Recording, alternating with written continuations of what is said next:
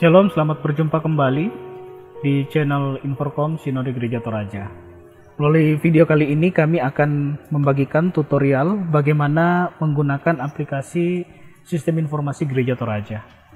Aplikasi ini dirancang dan dibangun secara khusus untuk melakukan pengelolaan database anggota jemaat Gereja Toraja dan juga data-data lain seperti data pengurus, data majelis gereja, dan juga data aset yang dimiliki oleh Gereja Toraja.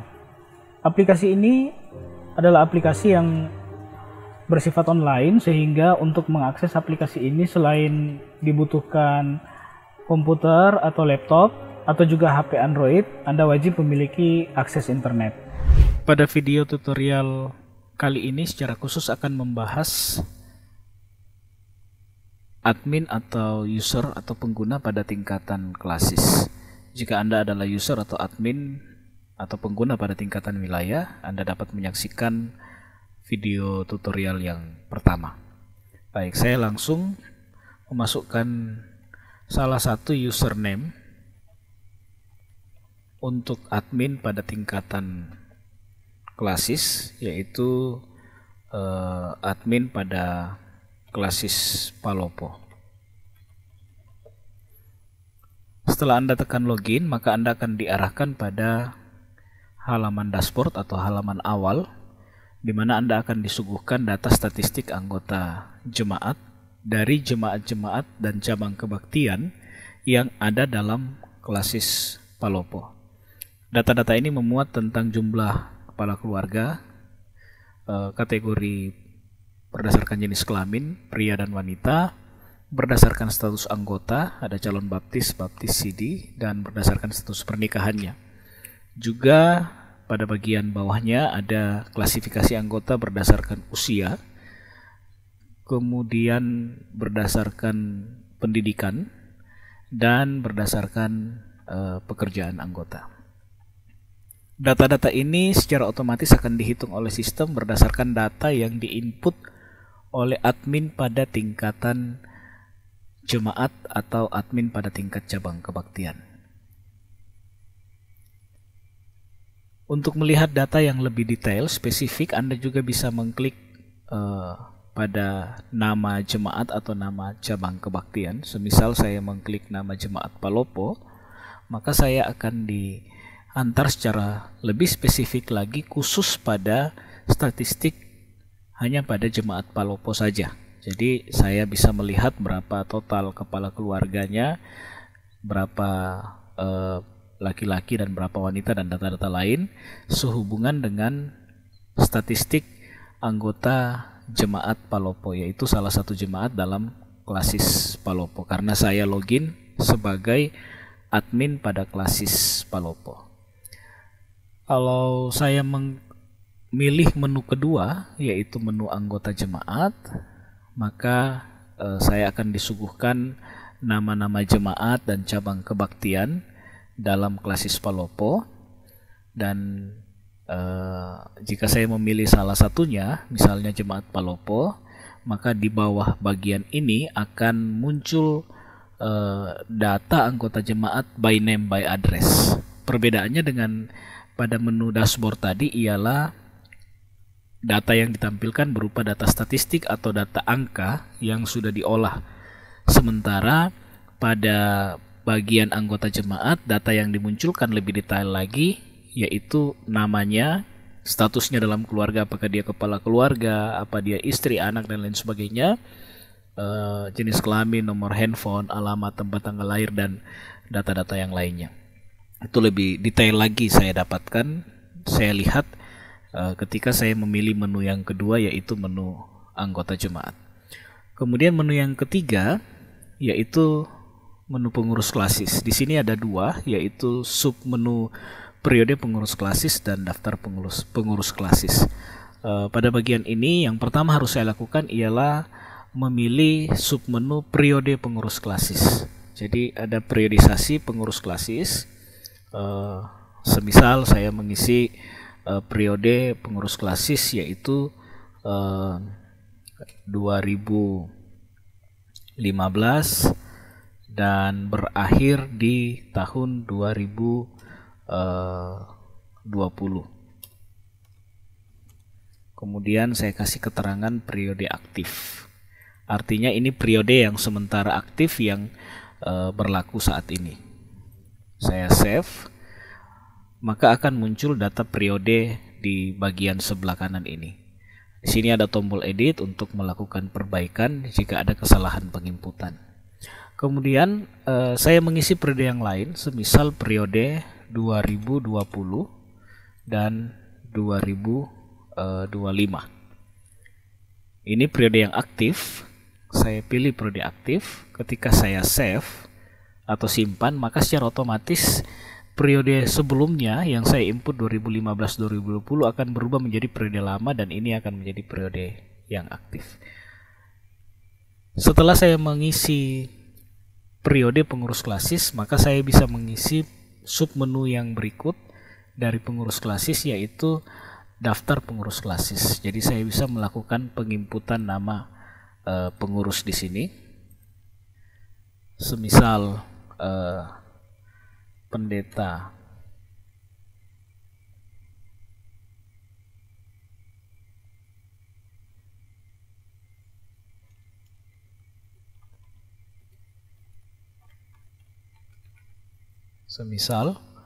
kemudian nomor handphonenya, kemudian jabatannya, kemudian keterangannya. Misalnya dia adalah ketua klasis. Saya save, maka data ini akan terisi secara otomatis pada periode yang aktif, yaitu periode 2020-2025. Semisal saya ingin mengisi data periode pengurus, daftar pengurus pada periode yang lalu yang tidak aktif, yaitu periode 2015-2020, saya tinggal mengklik periode 2015-2020, maka saya sudah bisa mengisi form daftar nama pengurus pada periode sebelumnya atau periode 2015-2020. Dengan demikian kita punya data record baik pengurus yang baru atau yang aktif saat ini maupun pengurus klasis pada periode-periode sebelumnya. Itu akan terpisah secara periodisasi kepengurusan. Kemudian pada menu yang keempat itu ada aset klasis. Di sini ada dua juga submenu. Yang pertama itu adalah submenu anggaran klasis. Ada tahun anggaran, kemudian berapa rencana penerimaan dan berapa rencana belanjanya, dan keterangannya adalah aktif atau lama. Artinya apakah anggaran ini adalah tahun anggaran yang sementara berjalan saat ini atau tahun anggaran yang sudah lalu. Dengan demikian kita punya data record tentang perkembangan anggaran klasis dari waktu ke waktu, dari tahun ke tahun dengan mengisi data ini. Kemudian submenu yang kedua itu ada inventaris klasis. Di sini kita bisa mengisi inventaris apa saja yang dimiliki oleh klasis. Misalnya ada gedung gereja, rumah jabatan, gedung lainnya, dan tanah. Misalnya saya mengisi tanah, kemudian status asetnya apa. Misalnya sertifikat hak milik, akte jual beli, akte hibah, atau belum punya dokumen legal. Katakanlah saya pilih sertifikat hak milik, maka keterangannya kita bisa isi keterangan apa saja, misalnya lokasinya di mana, lokasi di misalnya di dalam kota, dan lain sebagainya. Informasi apa saja yang penting yang bisa kita tulis di bagian keterangan ini bisa kita isi di situ, kemudian kita save atau kita simpan, maka kita sudah punya data aset-aset apa saja yang dimiliki oleh klasis. Kemudian pada bagian menu setting ada dua juga submenu. Submenu yang pertama itu adalah profil admin. Ini berfungsi untuk merubah username dan password Anda.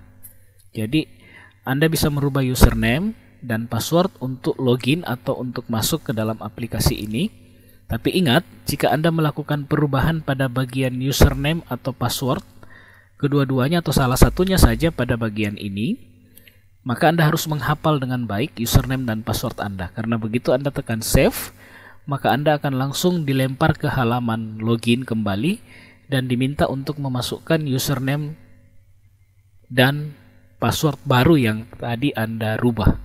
Jadi ini penting karena kalau Anda lupa apa yang Anda ganti di sini, maka Anda tidak akan bisa masuk lagi kecuali Anda meminta kepada admin wilayah untuk melihat apa username atau password Anda. Jadi ini penting kalau Anda melakukan perubahan pada bagian username atau passwordnya, maka harus diingat dengan baik. Kemudian submenu yang kedua yaitu admin jemaat. Nah, kewenangan admin klasis ialah menginput user pada tingkatan jemaat, yaitu jemaat-jemaat dan cabang kebaktian yang ada dalam klasisnya. Jadi saya pilih menu admin, saya tentukan levelnya apakah dia admin jemaat atau admin cabang kebaktian. Semisal admin jemaat, nama adminnya kita isi, misalnya admin Jemaat Palopo misalnya. Nomor HP saya sarankan sebaiknya diisi sehingga memudahkan komunikasi dengan admin pada tingkatan jemaat tersebut. Kemudian kita pilih jemaatnya. Admin pada tingkatan klasis sekali lagi hanya bisa mengisi username, password untuk jemaat dan cabang kebaktian yang ada dalam klasisnya. Jadi tidak bisa mengisi atau membuat username untuk admin atau jemaat pada jemaat-jemaat di luar klasisnya. Kemudian username-nya Anda buatkan, misalnya admin Jemaat Palopo, semisal passwordnya misalnya seperti ini. Kemudian Anda save.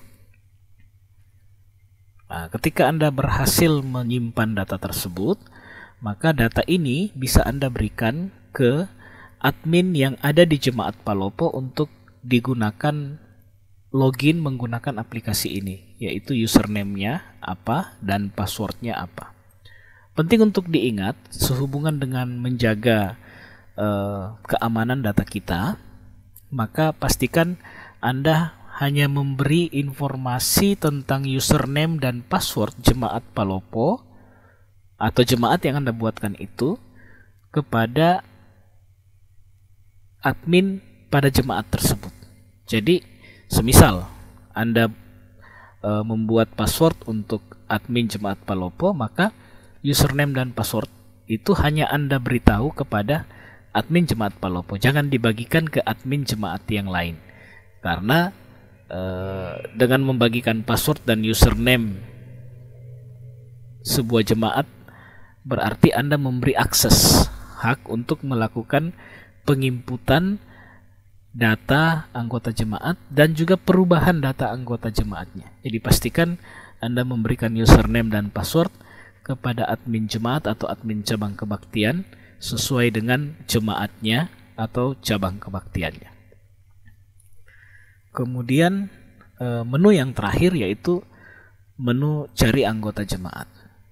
Jadi pada bagian menu ini Anda bisa melakukan pencarian anggota jemaat cukup dengan mengetikkan namanya, apakah nama lengkap atau nama salah satu, apakah nama awal atau nama akhir, nama depan atau nama belakang, dan tekan tombol cari, maka sistem akan memunculkan semua data jemaat di mana saja, dari jemaat mana saja selama sudah diinput dalam lingkup Gereja Toraja, akan dimunculkan dia terdata di jemaat mana, kemudian namanya secara lengkap, hubungan keluarganya, nomor handphone, dan lain sebagainya. Jadi kita bisa melakukan pencarian secara luas tentang seorang anggota jemaat cukup dengan mengetikkan nama lengkap atau nama depan atau nama belakang.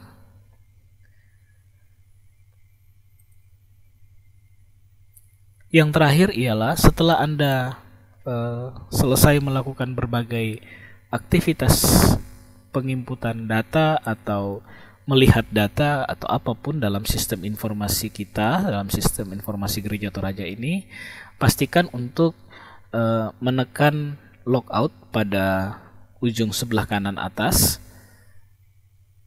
dalam rangka menjaga keamanan data kita, sehingga ketika Anda menekan logout berarti sesi Anda sudah berakhir dan setiap orang yang ingin masuk ke dalam sistem ini harus memasukkan kembali username dan password yang dia miliki untuk bisa login ke dalam sistem informasi kita. Sekali lagi ini penting untuk menjaga keamanan dan validasi data yang kita miliki dalam rumah besar kita, dalam sistem informasi Gereja Toraja.